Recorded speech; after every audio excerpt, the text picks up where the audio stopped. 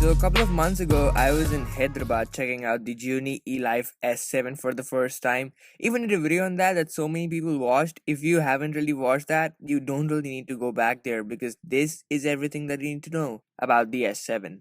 So kicking off with the design itself, I don't really think that it would be an exaggeration to say that this is, although an underrated device, but one of the most beautiful devices to exist in the smartphone industry as of now. It's got the familiar build materials with Corning Gorilla Glass 3 at the front and at the back and a metal rim that goes all around the phone. But what really makes the difference is the construction. First of all, this thing is crazy thin. It's just 5.5 millimeters thick, which basically means that it has got about a 97.45% chance that it's thinner than the phone that you're holding right now or the one that is in your pocket. You know I'm kidding. But seriously, man, you've got to see one of these in person. It's insanely thin, and I think its thinness plays a major role in making it look absolutely incredible and just makes it stand out. Now, since this is so thin, I was always a bit skeptical about not being able to use it as comfortably and normally as I would use a thicker phone, but it turned out that it's just as comfortable as any other phone out there. And that's probably because of the construction technique, that is U-shaped skeleton that Gionee's talking a lot with this device. So those two metal strikes that you see that go all over the phone, they basically have the function to provide the phone a rigid feel and to provide some grip in your hand for such a slippery phone because of that glass. Now, if being honest, I did find out some great use for those metal strikes because they do really provide the phone a grip that it needs to have, and overall just makes me feel that the device is robust and built like a tank. The only design flaw that I can think of in my testing period was the glass at the back because it's a gigantic fingerprint lover, at least the black variant. The only way to get rid of them is to apply a case because I'm pretty sure you won't really find a skin for this device. But Gionee's actually included a couple of good cases, especially that leather case, which is actually a flip case and has also got cutouts for your notifications and the ability to accept and reject calls. Pretty awesome stuff there. Now at the front, the phone has got 5.2 inches of screen size, which is a pretty good screen size in my opinion, but the phone is just as big as any other 5.5-inch screen-sized phone, like the OnePlus One for example. The only reason why that's possible is because of the huge bezels at both the bottom and at the top of the device, which absolutely contain nothing except for the earpiece at the top. That was something that kind of irritated me because it's slightly larger than it should have been.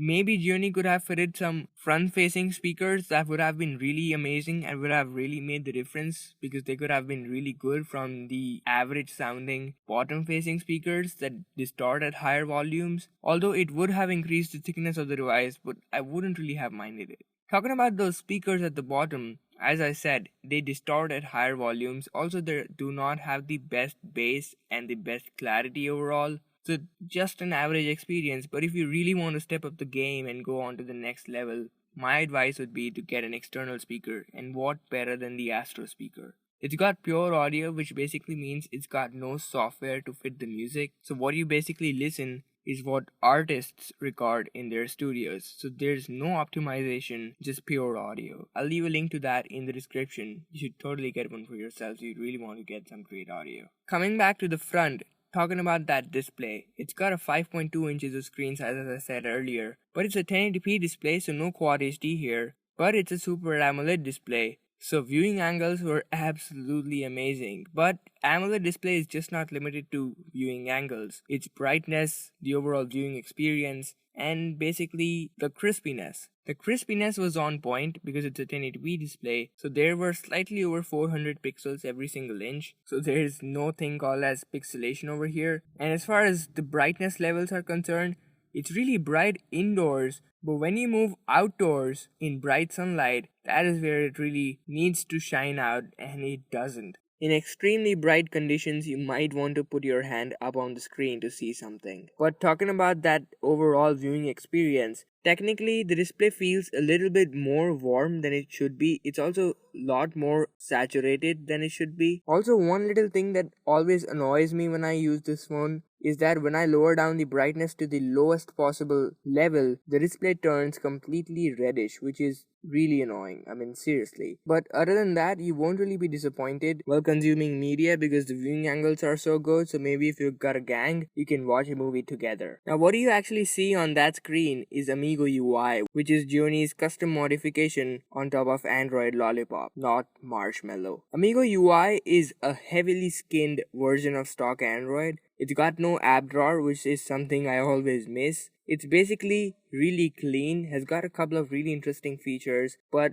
it's nothing more than that. Starting off with the interesting features and the pros, let me first talk about the control center. And I'm pretty sure you're already aware of that because it's basically the same thing as in iOS. Swipe up from the bottom upwards and you'll get a list of options that you've always wanted in every smartphone. So you've got Wi-Fi, Bluetooth, the ability to control the brightness, and some shortcuts to get you into some handful of apps. Now, in my testing period, this is one of the best features for a smartphone to have. The control center on the S7 is however really slow, so you won't really be able to pull it up if you move your finger against the screen really fast. You would have to pull it up slowly with patience, and it's only then when it triggers to get up. This thing can be fixed with software updates. I wish Gioni does that because I really like to pull it up quickly as I like to do on an iPhone. Another cool feature, according to Gioni this time, is Chameleon that I also showcased in my impressions video. What this app does is basically choose colors from the surroundings and make a theme out of it. Just as cool as it sounds. But apart from all these small little cool interesting features, there's one solid setback in Amigo UI, and that is app crashes. 90% of the times while I'm gaming or watching YouTube or listening to music, somehow the app crashes. Now all these issues really make me believe that the Amigo UI is still in the beta mode, and to be honest, it's pretty hard to believe it because it's already the third version of Amigo UI,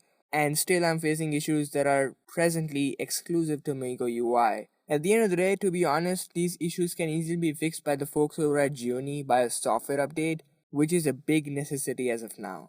But what actually powers up this device is a MediaTek octa-core processor alongside with 2 GB of RAM, which really makes the device fly. So if you do multitasking, you can have as many applications open in the background and still you won't stutter, which is something I really appreciate. But when you take it to the gaming, and high-end gaming especially, you will really notice the difference when you compare it to the true flagship. So I played Real Racing 3. The cars were not really having that many details, so there weren't really reflections on the car's body, there weren't really scratches on the roads, and the detail was just missing. So you won't really play high-end games at the highest level settings, which may be disappointing, but it at least does not hang up like other variants, which is something I still appreciate. It does do fairly well at benchmarks, at least in the multi-core area, but not as well in the single core area because of the clock speed being so low. At the end of the day, a decent performer for the price range, but you don't really want to expect much.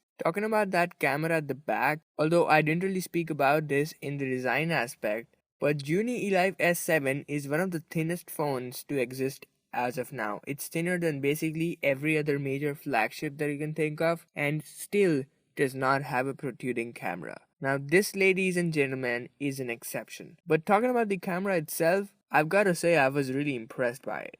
In decently lighted conditions, it really shines out. The images that I clicked from it were really fine, sharp, and they did have considerably good amount of detail. They were really accurately saturated according to my taste, and so were the contrast ratios. If you take it in low light, that is when it really gets ugly. The images that you will click in low light will have considerably high amount of noise in them, so it would basically hide all the details. So my suggestion, shoot in well lighted conditions because it's not going to get ugly there. Talking about the camera app, first of all, it's got huge collection of modes that you can shoot in, especially that professional manual mode that I always talk about in my smartphone reviews. So you can basically end up getting a really good image with a custom depth of field, lighting conditions, and white balance. But at the end of the day, the camera itself is a pretty great one in well lighting conditions and also has some great modes. So I don't really think you will be disappointed. As far as battery life is concerned, it's got a 2750 milliampere battery inside, which to be honest is a pretty big one to be fitted in such a thin phone.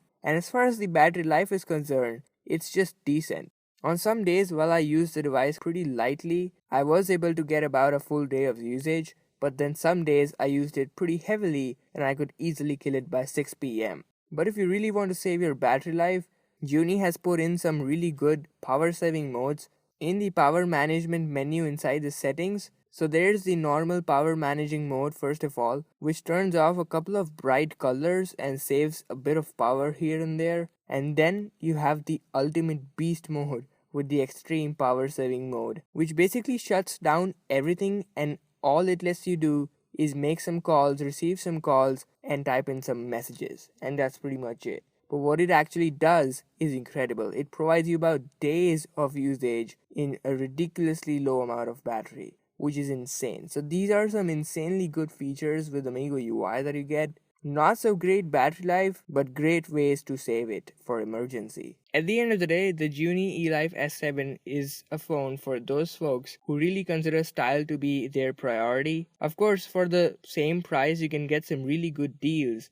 like the OnePlus One itself, which is available for a whole lot better performance and battery life, and even the display, but it's nowhere near the S7 if you consider design. No matter whom you show it for the first time, he or she would want to have one in their hands. It's so beautiful. At the end of the day, should you really buy the S7 for yourself? I can't really say no to it because it's so beautiful and so tempting. And to be honest, if you really get an S7 for yourself, you won't be disappointed at all. But my advice would be to take a look at its competitors, because if you get a OnePlus One for yourself, you would be more than happy. So what do you guys think? Let me know in the comment section below. If you have any queries, make sure to leave them in the comment section below. I'll be sure to reach out to you guys to cure all of them. Feel free to stick around and I'll catch you in my next one. Take care, guys.